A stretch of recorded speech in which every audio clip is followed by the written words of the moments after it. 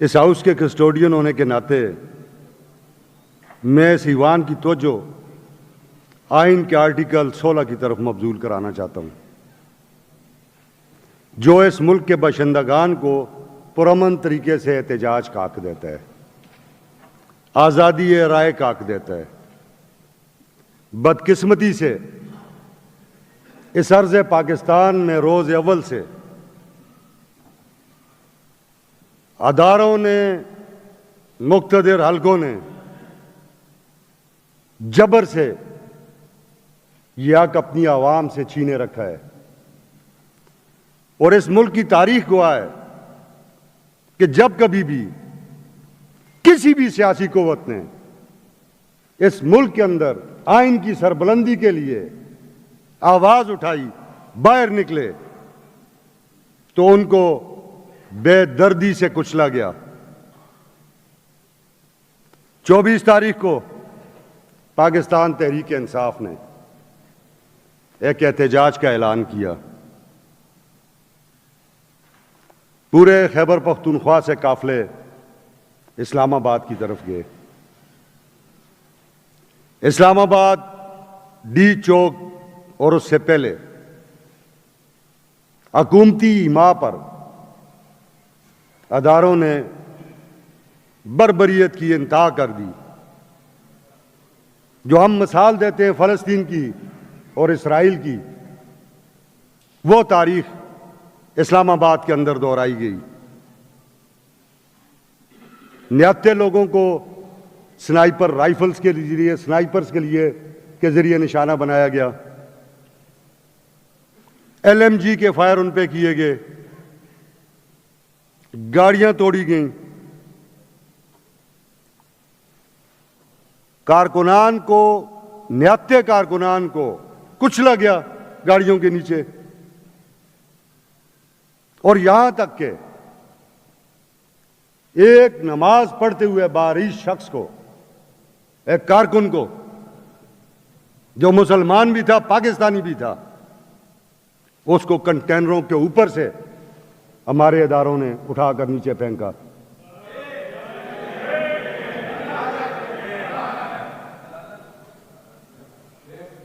اس وقت بھی خیبر پختونخوا کے بہت سارے جوان جو شہید ہوئے، ان کی لاشیں چھپائی گئیں، زخمی غائب ہوئے، مسنگ پرسنز کی تعداد میں کافی اضافہ ہوا۔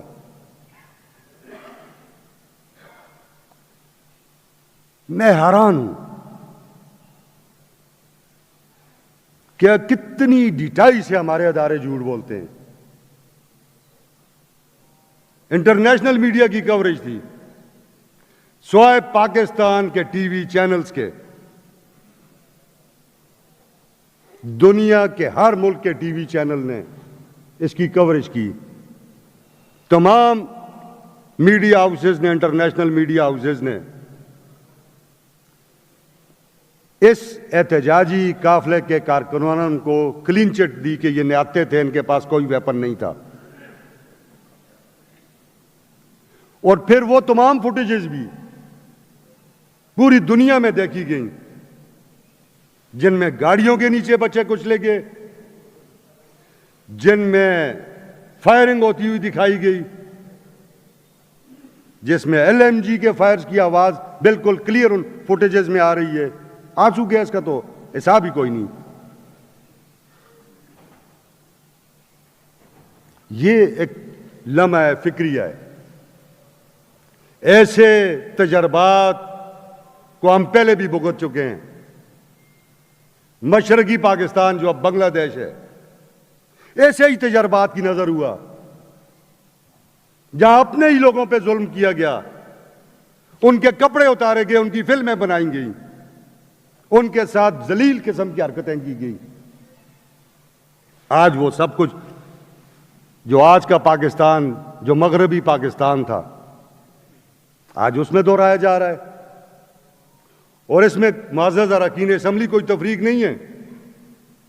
میں پہلے بھی اس چیئر سے یہ بات کر چکا ہوں کہ اس پاکستان میں کوئی ایسی سیاسی قوت نہیں رہ گئی جسے ٹیسٹ نہ کیا گیا ہو، جس کو ٹارچر نہ کیا گیا ہو، جس کے اوپر فسطائیت کا زور نہ چلایا گیا ہو، جس کے لیڈروں کو، جس کے سربراہان کو شہید نہ کیا گیا ہو،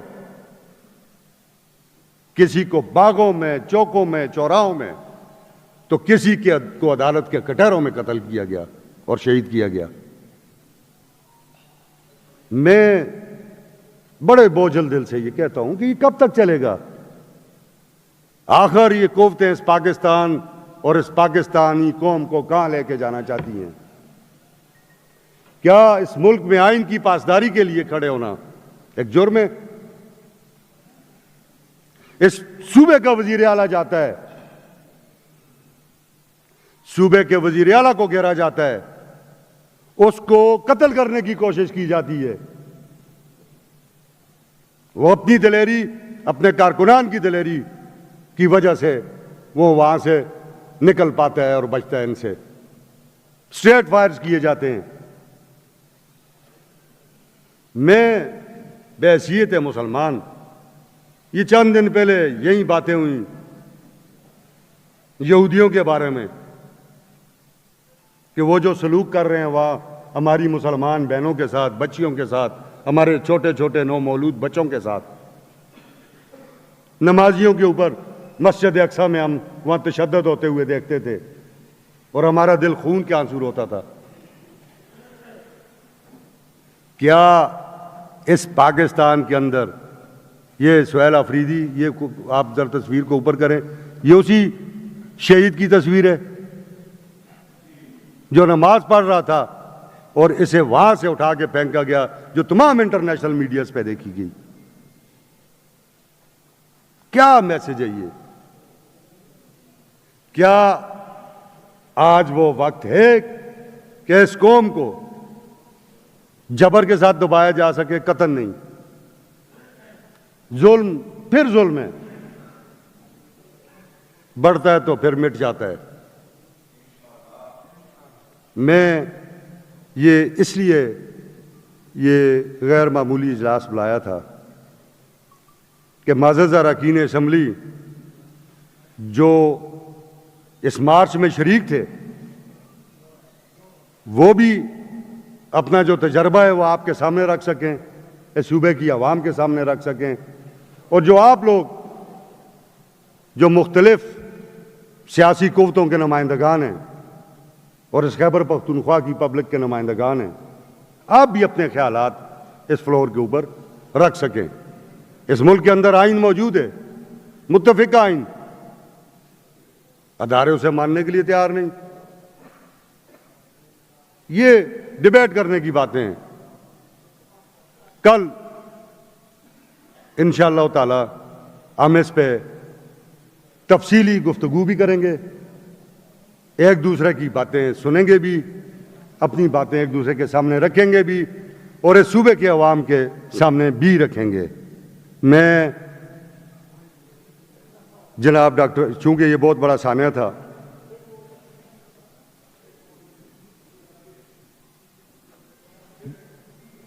ڈیڈ باڈیز بھی بہت ساری مسنگ ہے، یہ سب کچھ ڈیبیٹ ہوگا کل، اس پہ ساری باتیں ڈیبیٹ ہوں گی، اور ہمیں تحمل اور سکون کے ساتھ یہ واقعات قوموں کی تاریخ میں آتے رہتے ہیں۔ یہ کوئی انوکھے واقعات نہیں ہیں، آتے ہیں۔ جب آپ جبر کے سامنے کھڑے ہو جاتے ہیں تو پھر باتیں بدلنا شروع ہوتی ہیں۔ اس واقعے میں چیئرمین، بانی چیئرمین پی ٹی آئی جناب عمران احمد خان نیازی کی زوجہ محترمہ بشرا بی بی صاحبہ بھی موجود تھیں۔ ہر خاتون کا یہ حق ہے جس کا خاوند 1.5-2 سال سے ایک قید میں ہو، جبر کی قید میں ہو، بے گناہ ہو، اس ملک کے لوگوں کو آزادی کی آواز اٹھانے کی جس کو جو سزا بھگت رہا ہو، اس کو پورا حق ہے کہ وہ اپنے لوگوں کے ساتھ اپنے خاوند کی رہائی کے لیے باہر نکلے اور آواز بلند کرے۔ اس کو بھی مرڈر کرنے کی کوشش کی گئی۔ یہ تو اللہ رب العزت ہے جس نے ان کو بھی بچایا اور بے شمار لوگوں کو محفوظ رکھا. بے شمار گاڑیاں توڑی گئیں, فوٹیجز پوری دنیا میں پھیلی ہوئی ہیں. نامور صحافی حامد میر اور متی اللہ جان, جو کل ذرا بولے آج متی اللہ جان کو اندر کر دیا گیا. جی طور صاحب کو پکڑا گیا. میں یہ جناب وزیر قانون صاحب, یہ ایک بڑا دل خراش واقعہ تھا. اس پہ حکومت خیبر پختونخوا مجھے جیسے کمیونیکیٹ کیا گیا تھا کہ سوگ کا اعلان کرنا چاہتی ہے, آپ سوگ کا اعلان کر دیں. اور اس کے بعد جناب میں ڈاکٹر امجد صاحب سے یہ گزارش کرتا ہوں کہ وہ تمام شہداء کے لیے جو اس واقعہ میں شہید ہوئے, جو کارکنان شہید ہوئے وہ بھی اس قوم اور ملک کے بچے تھے, اور جو اداروں کے لوگ اس میں شہید ہوئے یا فوت ہوئے, کس کی غلطی سے ہوئے اس پہ ضرور انکوائری ہونی چاہیے کہ وہ اداروں کی اپنی غلطی سے وہ ہوئے, ان کے لیے بھی دعا کریں, وہ بھی ہمارے اس قوم اور ملک کے بچے ہیں. تو جناب وزیر محترم صاحب, وزیر قانون صاحب, آپ اس کا اعلان کر دیں. اور پھر ڈاکٹر امجد صاحب کرم کے شہداء کے لیے بھی, اور بالکل